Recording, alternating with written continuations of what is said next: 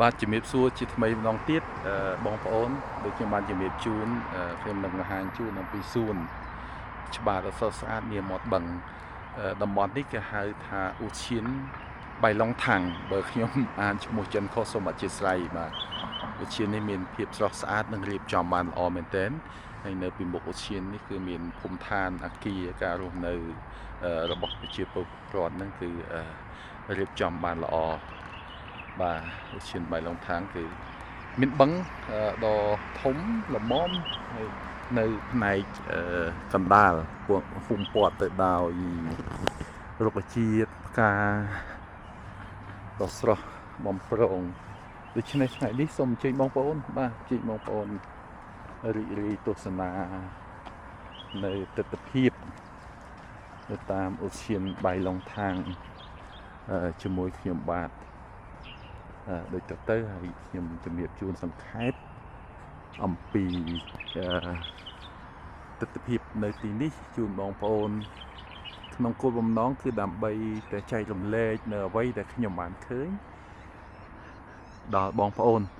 ដើម្បីស្វែងយល់ក៏ដូចជាទស្សនាកំសាន្តជាចំណេះដឹងទូទៅផងដែរ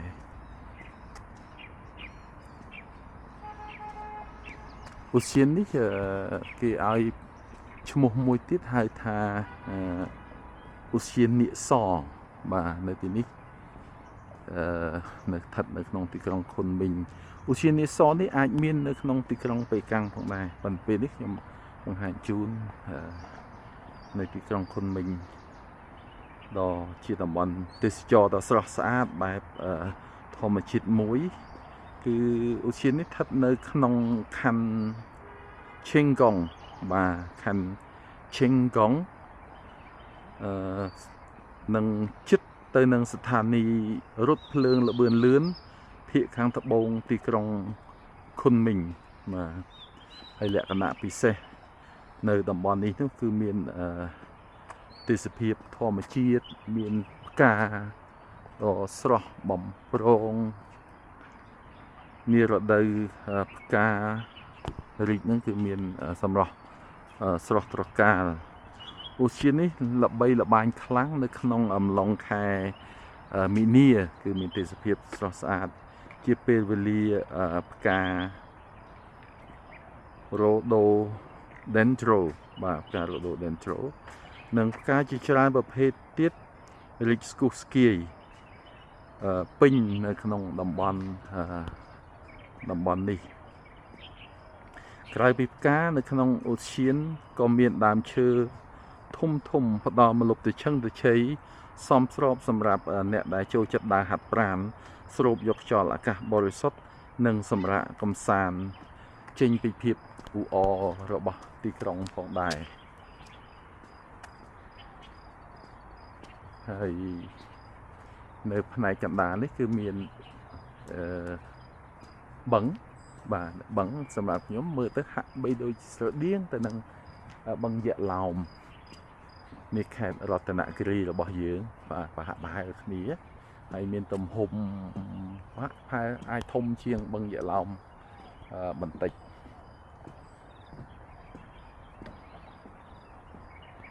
ហើយបឹងនេះគឺមានស្ថានភាពទឹកហ្នឹងគឺថ្លាឆ្វេងតែម្ដងបាទស្រស់ស្អាតថ្លាឆ្វេងនៅក្នុងឧឈាននេះដែរក៏មានបណ្ណាល័យមានសាលប្រជុំមានសាលសម្រាប់បង្ហាញអំពីវប្បធម៌បុរាណបៃឡុងតាំងសាំងស៊ូយ័នដែលជាសំណង់អគារស្ថាប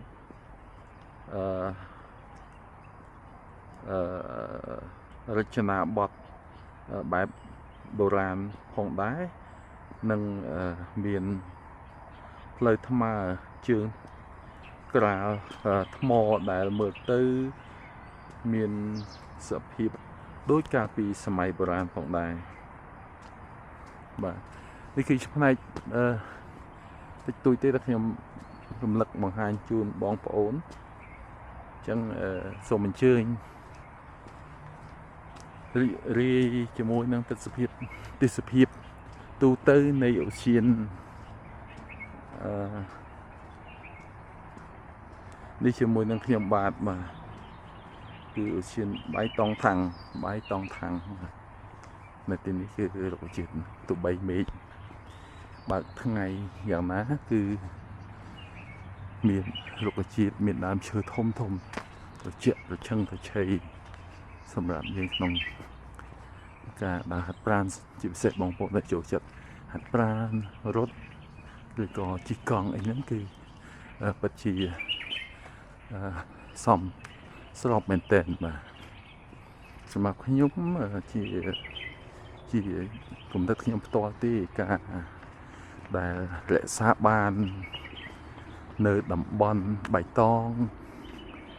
ការរៀបចំសួនក៏ការថែរក្សានៅបុរាណដ្ឋាននេះគឺមានសារៈសំខាន់មែនទែនសម្រាប់ប្រជាពលរដ្ឋដែលកំពុងរស់នៅនាពេលបច្ចុប្បន្នក៏ដូចជាទៅអនាគតជាពិសេសនៅពេលបច្ចុប្បន្នកិច្ចការងារមមាញឹកច្រើនអញ្ចឹងមនុស្សគ្រប់គ្នាត្រូវការកន្លែងមួយដែលមានភាពបៃតងស្រស់ស្អាតសម្រាប់ការលំហែកម្សាន្តអារម្មណ៍ក្រោយពីការបំពេញការងារនឿយហត់ដ៏មមាញឹកពេញមួយថ្ងៃពេញមួយសប្តាហ៍គឺការរក្សានៅតំបន់ទេសចរការពារនៅបេតិកភណ្ឌក៏ដូចជាបឹងបុរាណការថែរក្សារុក្ខជាតិដើមឈើនេះគឺជាការរួមចំណែកដ៏សំខាន់បំផុតសម្រាប់ជីវិតប្រចាំថ្ងៃរបស់មនុស្សជាតិគ្រប់រូប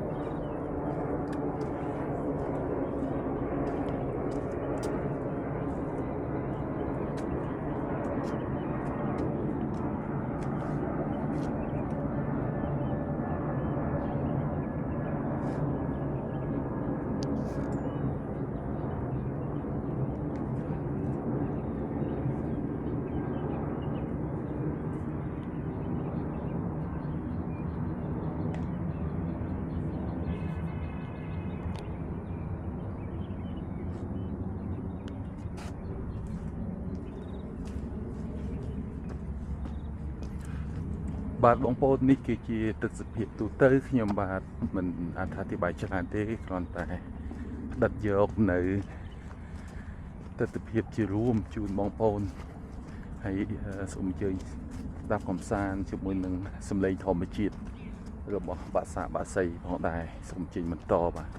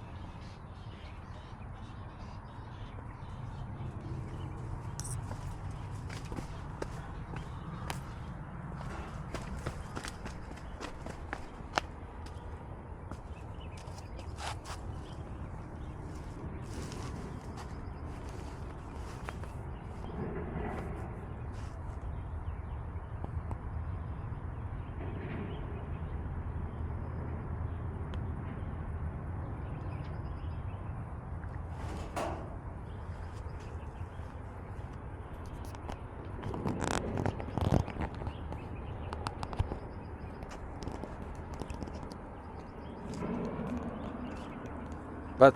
សូមអរគុណពីខ្ញុំមានតែប៉ុណ្ណេះបង្ហាញជូនបងប្អូន